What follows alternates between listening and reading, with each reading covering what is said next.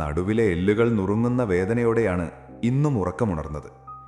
ഈ ഇരുണ്ട കുടിലിൽ തണുത്ത മണലിൽ കിടക്കുമ്പോൾ ശരീരത്തിനൊട്ടും ജീവനില്ലാത്തതുപോലെ തോന്നും. എൻ്റെ കുഞ്ഞിന് നൽകാനുണ്ടാക്കിയ ആ ചെറിയ മരപ്പാവ കയ്യിലെടുക്കുമ്പോൾ ഉള്ളിലൊരു വിങ്ങലാണ്. അവളെ അവസാനമായി കണ്ടിട്ട് മാസങ്ങളായി. പുറത്ത് സൂര്യൻ ഉദിച്ചിട്ട് പോലുമില്ല. പക്ഷേ പാളയത്തിലെ ആ കാവൽക്കാരുടെ ആക്രോശങ്ങളും ചാട്ടവാർ ശബ്ദവും കേട്ടു തുടങ്ങി. ഞങ്ങൾക്ക് മടിച്ചു നിൽക്കാൻ സമയമില്ല. പാളയത്തിൽ നിന്ന് തന്ന ആ പഴയ ഉണക്ക റൊട്ടിയും കഴിച്ച് ഞങ്ങളുടെ ചത്ത ശരീരവും വലിച്ചിഴച്ച് പണിസ്ഥലത്തേക്ക് നടന്നു. ദൂരെ ആ മഞ്ഞുകണങ്ങൾക്കിടയിലൂടെ ആ വലിയ കൽപ്പർവ്വതം ഒരു രാക്ഷസനെ പോലെ ഞങ്ങളെ നോക്കി നിൽപ്പുണ്ട്. പണി തുടങ്ങുന്നതിന് മുൻപ് എൻ്റെ പ്രിയ സ്നേഹിതൻ വല്ലാതെ തളർന്നിരുന്നു. അവൻ നിർത്താതെ ചുമയ്ക്കുന്നത് കണ്ടപ്പോൾ ഉള്ളിലൊരു ഭയം തോന്നി. ഇന്നും ആ വലിയ കല്ല് ഏറ്റവും മുകളിലെ തട്ടിലേക്ക് വലിച്ചു കയറ്റണം. താഴെ നിന്ന് മുകളിലേക്ക് നോക്കുമ്പോൾ ആ കയറ്റം കാണുമ്പോൾ തന്നെ നെഞ്ചിടിക്കും. വെയിൽ തലച്ചോറ് ഉരുക്കുകയാണ്. മരത്തടികൾക്ക് മുകളിലൂടെ വെള്ളമൊഴിച്ച് തെന്നി മാറ്റിയാണ് 10-20 മനുഷ്യരുടെ ഭാരമുള്ള ആ കല്ല് ഞങ്ങൾ മുകളിലേക്ക് വലിക്കുന്നത്.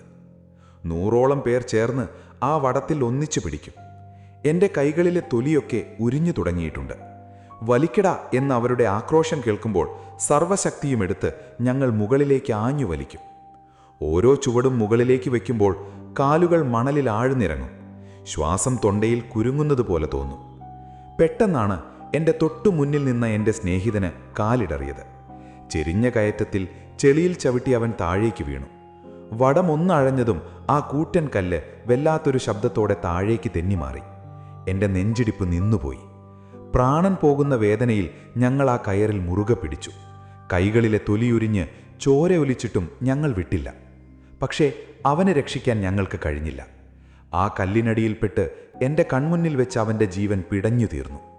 തിരിഞ്ഞു നോക്കാൻ പോലും കാവൽക്കാർ സമ്മതിച്ചില്ല.